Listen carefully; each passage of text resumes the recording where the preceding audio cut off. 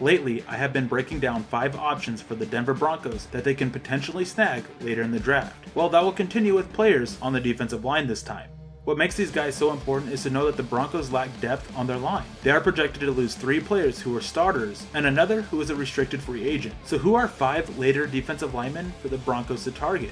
Ohio State's Devin Hamilton is a big sleeper in this class. He has tremendous size and length to wreak all sorts of havocs in the Broncos' defensive scheme, especially if Kolar can get his pad level more consistent. He is a strong run defender and a quick pass rusher, but he just doesn't have the production, and part of that is the quality of edges that he played with. Hamilton is one pick that would be awesome to see the Broncos make.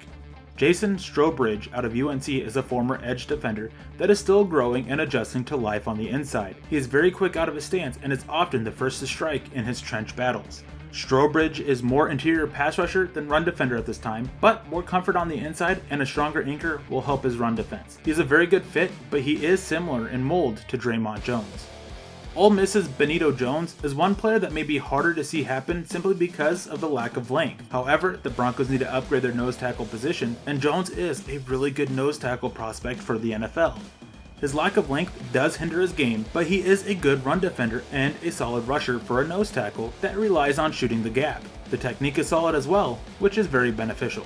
Luke Beckett out of California is a shorter, squatty lineman who is a stronger two-gapper against the run, but he doesn't offer much as a pass rusher. As a depth run defender in the 7th round though, he would be a solid pick. His run defense is going to get him drafted by someone, but he really doesn't offer much as a pass rusher. A scheme that rotates on the line would really benefit his strengths. Lastly, there is Eli Hampton out of Virginia. He is an interesting study because he can be so disruptive and blow up plays behind the line of scrimmage, but he seems unwilling to do that if blockers get their hands on him. If Bill Kolar can fix that mentality and keep him from just attacking without a plan, he can be very disruptive. However, it is going to take time for that to happen. The Broncos need defensive linemen. They have to replenish their ranks. This isn't a very strong class, but there are some hidden gems that they can find that fit their scheme. For Mile at Huddle and Sports Illustrated, I'm Eric Trickle.